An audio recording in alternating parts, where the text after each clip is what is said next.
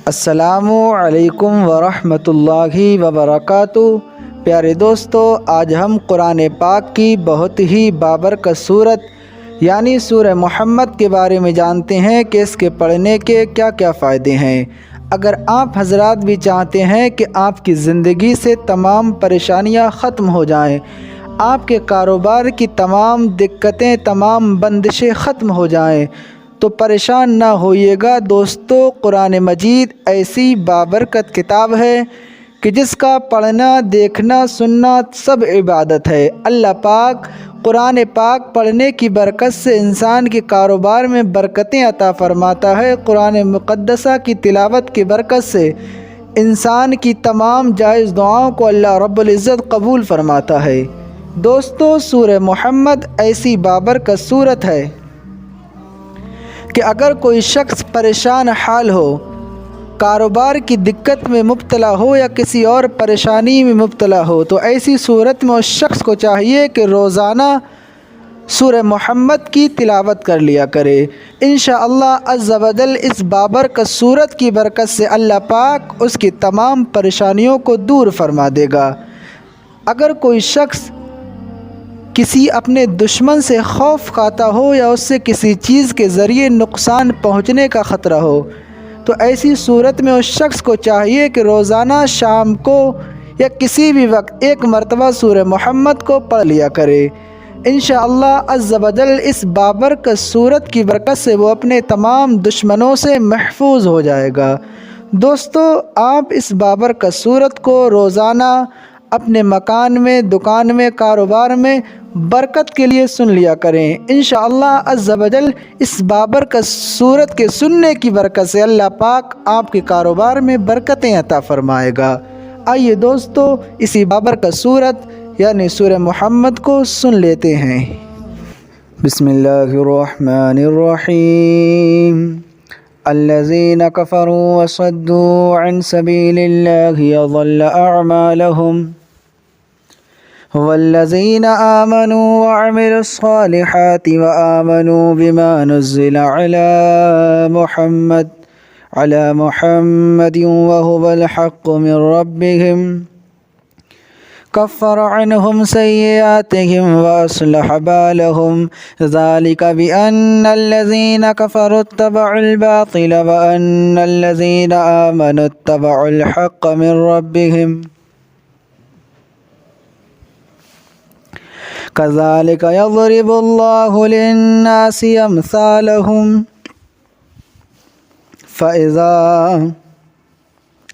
फ़इज़ा लक़ीतुमुल्लज़ीना कफ़रू फ़ज़रबुर रिक़ाब हत्ता इज़ा अस्ख़न्तुमूहुम फ़शुद्दुल वसाक़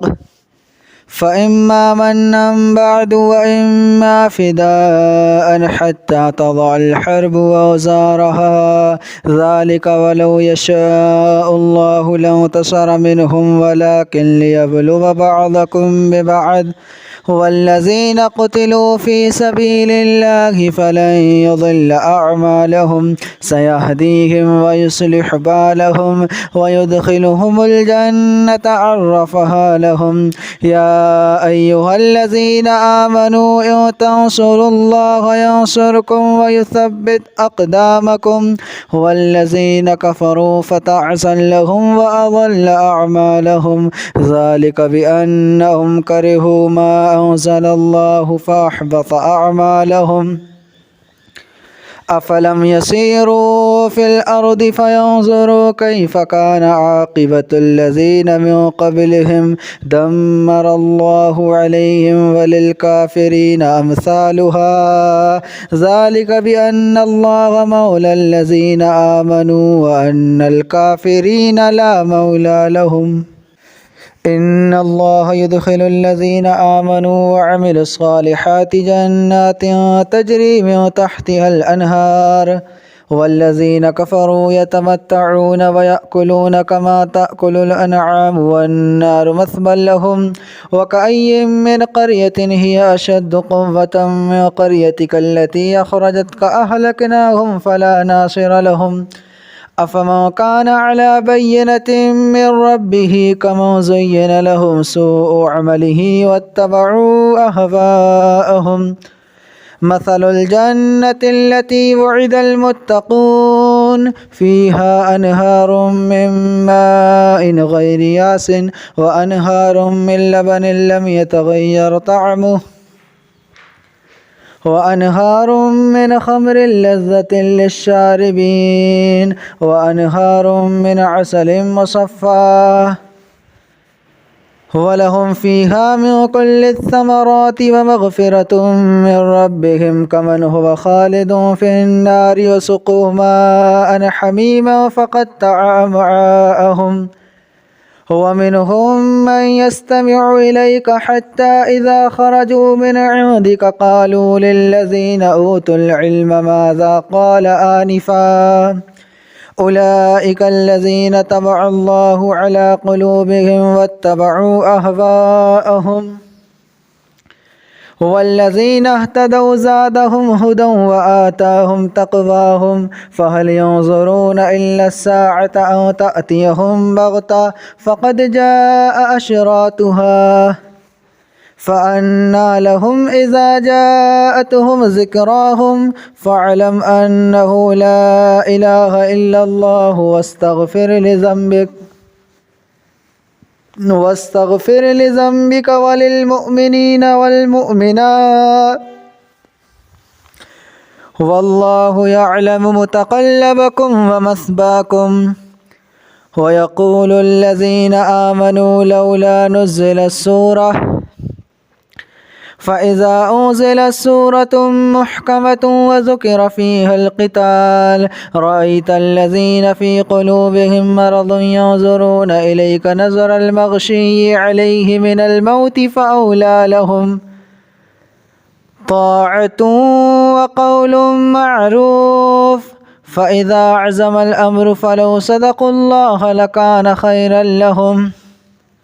فهل عسيتم إن توليتم أن تفسدوا في الأرض وتقطعوا أرحامكم أولئك الذين لعنهم الله فأصمهم وأعمى أبصارهم أفلا يتدبرون القرآن أم على قلوب أقفالها إن الذين ارتدوا على أدبارهم من بعد ما تبين لهم الهدى الشيطان سول لهم وأملى لهم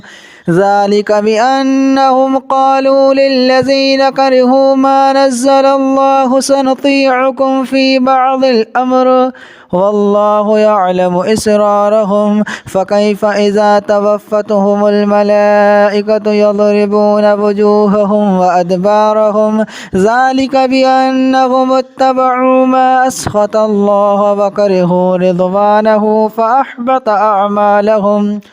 أم حسب الذين في قلوبهم مرض أن لن يخرج الله أضغانهم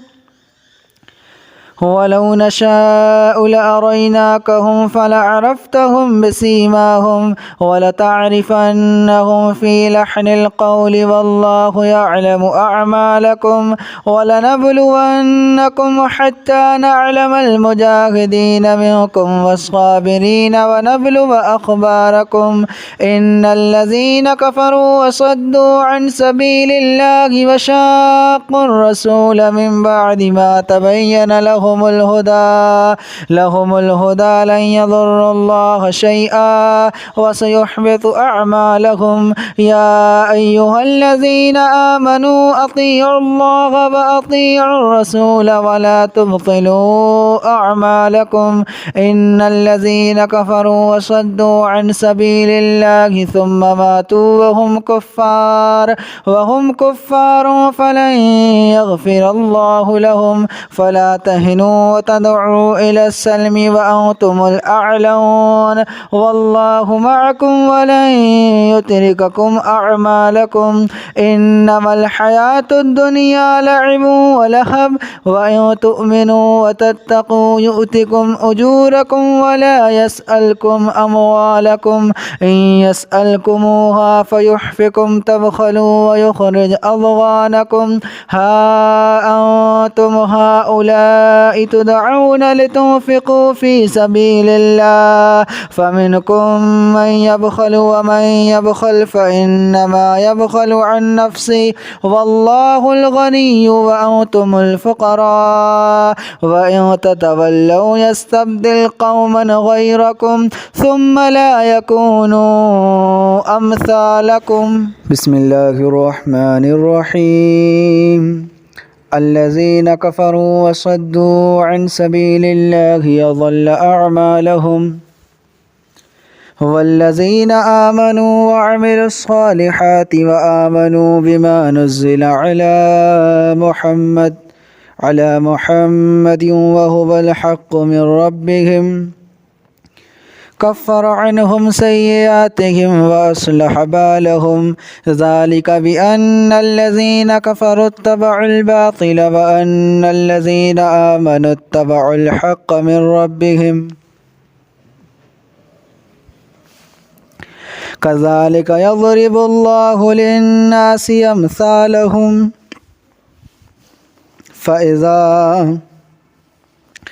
فإذا لقيتم الذين كفروا فضرب الرقاب حتى إذا أثخنتموهم فشدوا الوثاق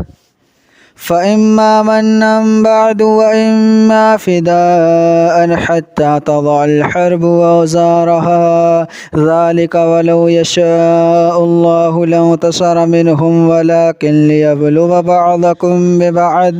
والذين قتلوا في سبيل الله فلن يضل أعمالهم سيهديهم ويصلح بالهم ويدخلهم الجنة عرفها لهم يا أيها الذين آمنوا إن تنصروا الله ينصركم ويثبت أقدامكم والذين كفروا فتعسا لهم وأضل أعمالهم ذلك بأنهم كرهوا ما أنزل الله فأحبط أعمالهم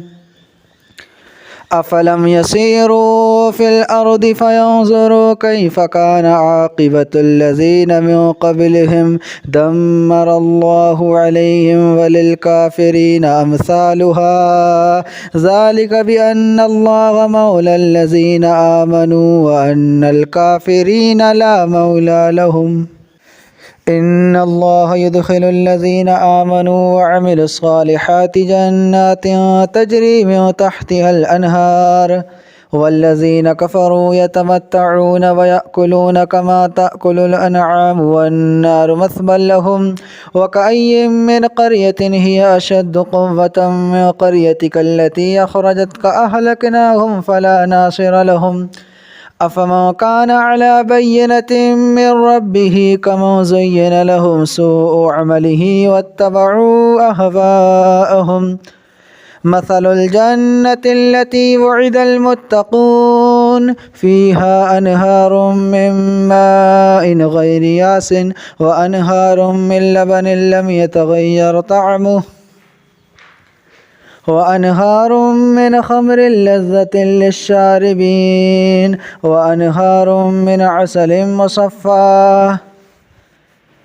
ولهم فيها من كل الثمرات ومغفرة من ربهم كمن هو خالد في النار وسقوا ماء حميما فقطع أمعاءهم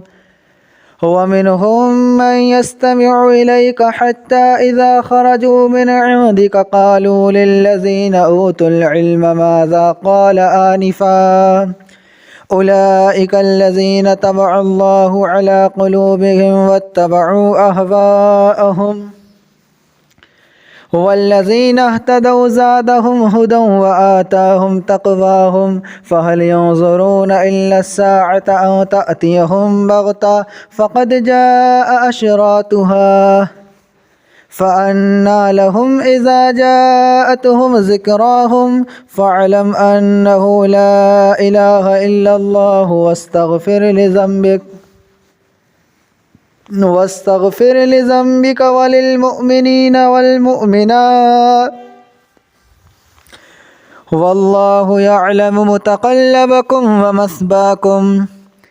ويقول الذين آمنوا لولا نزلت سورة فإذا أنزلت سورة محكمة وذكر فيها القتال رأيت الذين في قلوبهم مرض ينظرون إليك نظر المغشي عليه من الموت فأولى لهم طاعة وقول معروف. فإذا عزم الأمر فلو صدقوا الله لكان خيرا لهم.